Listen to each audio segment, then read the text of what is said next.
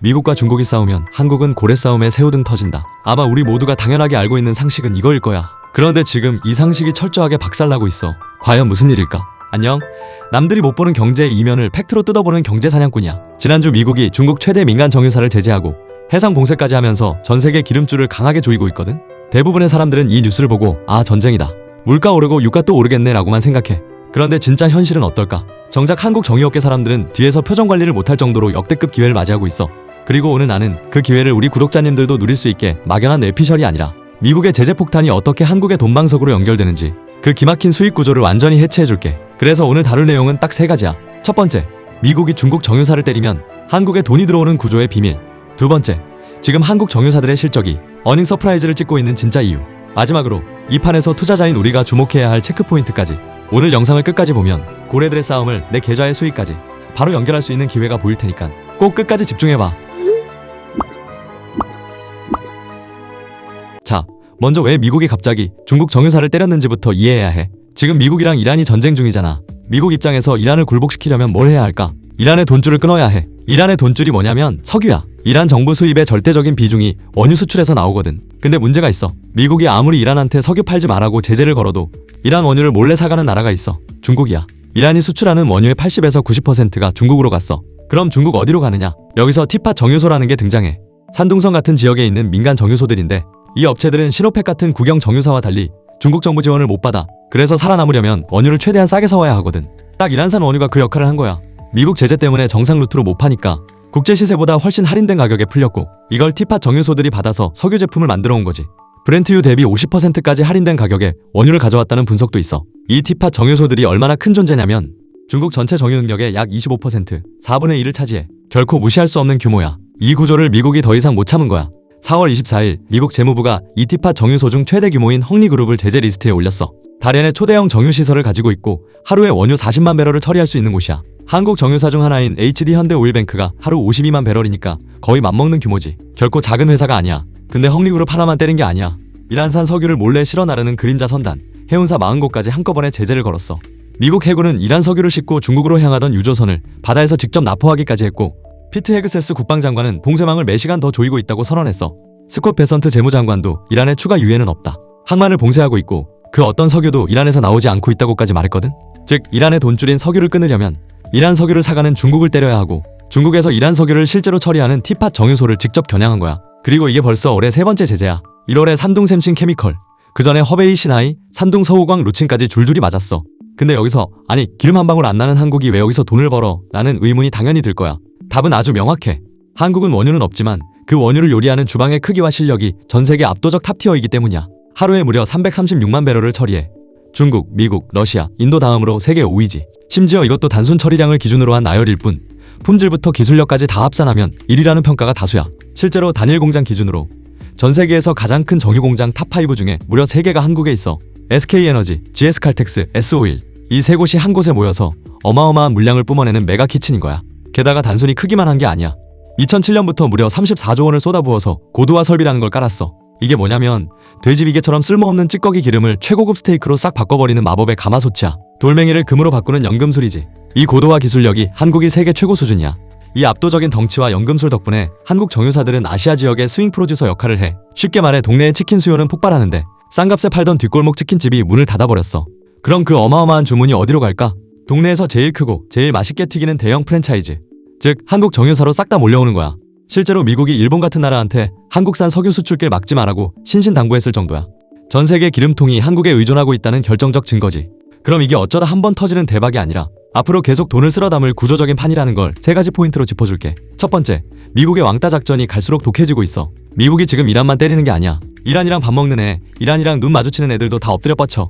이게 세컨더리 제재야. 중국 정유사가 이란 기름을 몰래 사오니까 미국이 그걸 다이렉트로 끊어버린 거지. 5월에 트럼프 대통령이 중국 가기 전에 기싸움에서 확실히 이기려고 작정한 거야. 이건 잠깐 스쳐가는 뉴스가 아니라 거대한 돈의 물길이 바뀌는 흐름이야. 두 번째, 중국 티팟 정유소들의 뼈 때리는 약점이야. 얘네들은 중국 국영기업이 아니라서 나라에서 지원을 1도 못 받아. 그래서 이란산, 러시아산 같은 제재 맞은 싼 기름을 몰래 떼어다 팔면서 근근히 먹고 살았어. 근데 미국이 길목을 다 막아버렸네? 재료를 못 구하니까 공장문을 닫거나 비싼 비용을 치르며 기름을 세탁해야 해. 한마디로 구조적으로 장사할 환경 자체가 박살나고 있는 거야. 세 번째, 한국 정유사들은 아시아의 대체 불가 배달망이 됐어. 국제에너지기구가 한국을 콕 집어서 칭찬했을 정도야. 한국은 전 세계 20개국에서 원유를 사다가 요리해서 70개국에 배달해. 이 거대한 네트워크는 하루아침에 뚝딱 만들어지는 게 아니야. 호주, 베트남, 일본 같은 나라들은 자기들 정유 공장이 줄어들고 있어서 한국산 기름 없이는 나라가 안 돌아갈 정도거든. 증권가에서도 이 흐름을 정확히 읽고 있어. LS증권이 최근 HD현대의 목표 주가를 44만원으로 팍 올려 잡았는데 핵심 이유가 HD현대오일뱅크의 마법의 가마솥 비중이 42%로 국내 1등이라서 이번 판에서 돈을 제일 많이 쓸어 담을 것이라는 거야. 결국 찌꺼기를 고급 기름으로 바꾸는 기술이 뛰어나고 덩치가 큰 한국 정유주들이 이 고래 싸움의 진짜 승자가 된다는 확고한 증거지. 근데 여기서 초보 투자자들이 가장 많이 헷갈려하는 지점이 생겨. 사냥꾼님, 지금 중동 전쟁 때문에 호르무즈 해협이 막혀서 한국 정유사도 원유 수급이 힘들다면서요? 그런데 어떻게 수혜주라는 거예요? 좋은 질문이야. 이걸 구분 못하면 투자 방향을 완전히 잘못 잡아. 지금 한국 정유사들은 단기적으로 원유 수급 불안이라는 비용 압박을 받고 있어. 맞아.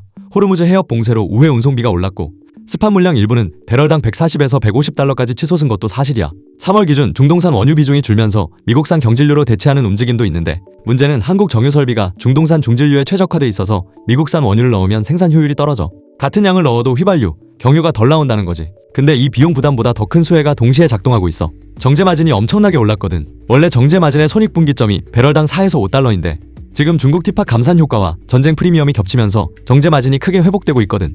여기에 유가 상승으로 기존 재고의 가치가 올라가는 재고평가 이익까지 더해진 거야. 결과가 어떻게 됐냐고? SK이노베이션 1분기 영업이익 전망치가 2조 4,498억 원이야. 전년 동기 446억 원 적자에서 흑자 전환한 거야. SOL도 1조 72억 원. 역시 전년 동기 215억 원 적자에서 완전히 뒤집었어. 삼성증권은 SOL의 1분기 영업이익을 1조 1,800억 원으로 추정하면서 전분기 대비 200% 이상 증가했다고 봤어. 정유사사 합산으로 보면 1분기에 각각 1에서 2조 원 안팎의 영업이익, 합산 조 단위 어닝 서프라이즈가 예상되고 있어. 그러니까 정리하면 이래. 원유 수급 비용 증가라는 단기 부담은 분명히 있어. 근데 정제 마진 상승 플러스 재고평가 이익이라는 더 큰 수혜가 그걸 압도하고 있는 거야. 이제 투자자로서 지금 당장 뭘 확인해야 할까? 핵심 체크포인트 딱 3가지만 짚어줄게. 첫 번째, 중국 티팟 정유소 가동률이야. 미국 제재가 확대될수록 중국 티팟의 가동률이 떨어지고 아시아 석유 제품 공급이 줄어들면서 한국 정유사 정제 마진이 올라가는 구조거든. 헝리그룹 제재 이후 추가 제재가 나오는지, 중국 전체 정제 가동률이 어떻게 움직이는지를 봐야 해. 두 번째, 정제 마진 추이야. 싱가포르 복합 정제 마진이 배럴당 5달러 이하로 내려가면 정유사 손익분기점 근처야. 반대로 7에서 8달러 이상이면 정유사의 확실한 수혜 구간이야.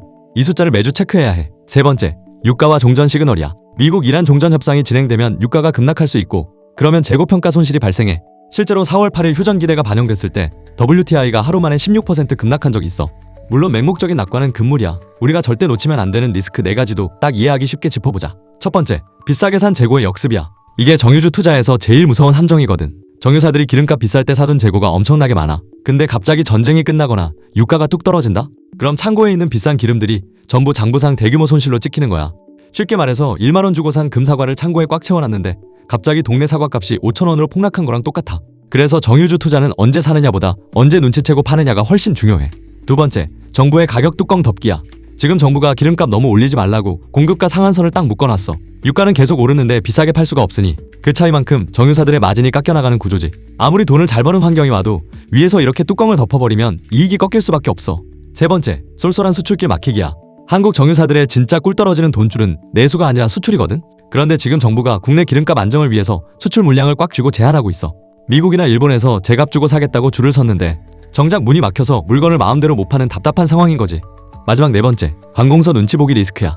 지금 정부나 검찰에서 정유사들 혹시 기름값 담합하는 거 아니냐고 압수수색도 하고 엄청 매섭게 쳐다보고 있거든. 실제로 담합을 했든 안 했든 상관없어. 이런 무거운 정치적 압박 자체가 주가를 짓누르는 돌덩이로 작용할 수 있다는 건 꼭 기억해둬야 해. 그럼 리스크까지 다 짚어봤는데 결국 이 판을 어떻게 봐야 할까? 하나증권은 4월 29일 바로 오늘 SK이노베이션에 대한 투자 의견을 중립에서 매수로 상향했어. 목표가도 13만원에서 14만원으로 올렸지. 2026년 석유화학 중심으로 영업이익이 전년 대비 580% 대폭 개선된다는 게 핵심 근거야.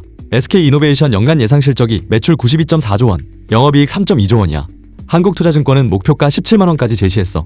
SO일은 순수 정유 비중이 78.8%라서 유가와 정제마진 변화에 가장 직접적으로 반응하는 종목이야. 52주 범위가 5만원에서 17만 7,100원인데 현재 주가가 11만원대야. 12개월 목표 주가 평균이 약 12만원이고 15명의 애널리스트가 매수 의견을 냈어. 여기에 9조 원 규모 샤힌 프로젝트가 올해 말 마무리 단계에 들어가면서 석유화학 비중을 25%까지 확대하는 구조 전환도 진행 중이야. 자, 여기서 그럼 뭘 사라는 거야? 라고 물을 수 있는데 이건 단순하게 비교할 수 있어. SK이노베이션은 정유사이기도 하지만 SK온 배터리, SKENS 에너지까지 합쳐진 복합 에너지 포트폴리오 회사야. 매출 80조 원 중에 순수 정유 관련은 SK에너지의 22.7조 원 정도거든. 그래서 정유 업황이 좋아져도 SK온의 적자가 발목을 잡을 수 있어. 반면에 S오일은 매출의 78.8%가 정유, 나머지가 윤활유랑 석유화학이라서 정제마진 상승의 수혜를 가장 순도 높게 받는 구조야. 이걸 쉽게 비유하면 SK이노베이션은 반찬 가게도 하고 치킨집도 하고 카페도 하는 복합 매장이고 S오일은 치킨 전문점인 거야. 치킨 장사가 잘 될 때 누가 더 직접적으로 돈을 벌까? 치킨 전문점이지. 물론 복합 매장은 다른 사업이 잘 될 때 분산 효과가 있지만 지금처럼 정유 업황이 핵심인 시점에서는 순수 정유주의 탄력이 더 클 수 있다는 거야. 그러니까 스마트머니의 시각은 이래. 단기적으로 1분기는 어닝 서프라이즈, 2분기는 레벨다운 가능성. 하지만 중장기로 보면 중국 티팟 구조적 퇴장 플러스 한국 정유사의 글로벌 스윙 프로듀서 지위 강화라는 큰 그림이 작동하고 있다는 거야.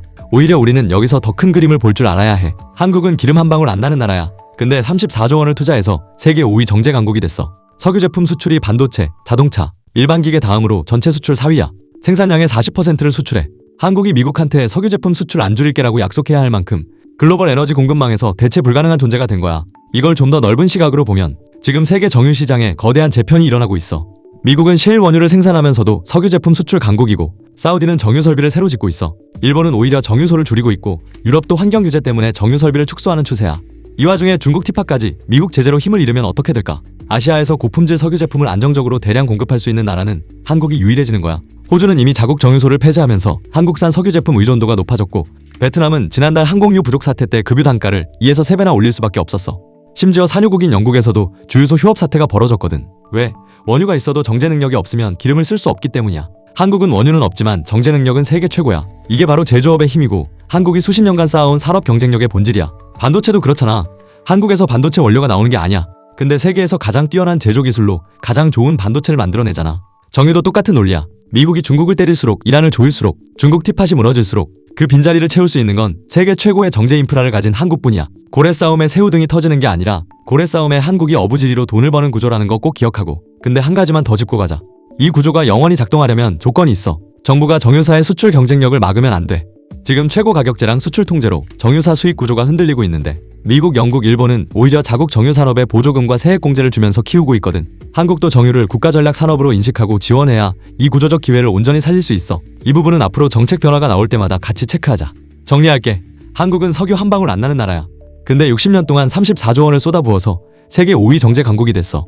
2012년에는 석유 제품이 수출 1위를 찍었고 올해 영국은 주유소가 문을 닫고 베트남은 항공유가 3배로 뛰는 와중에도 한국은 OECD에서 가장 싼 휘발유 가격을 유지하고 있어.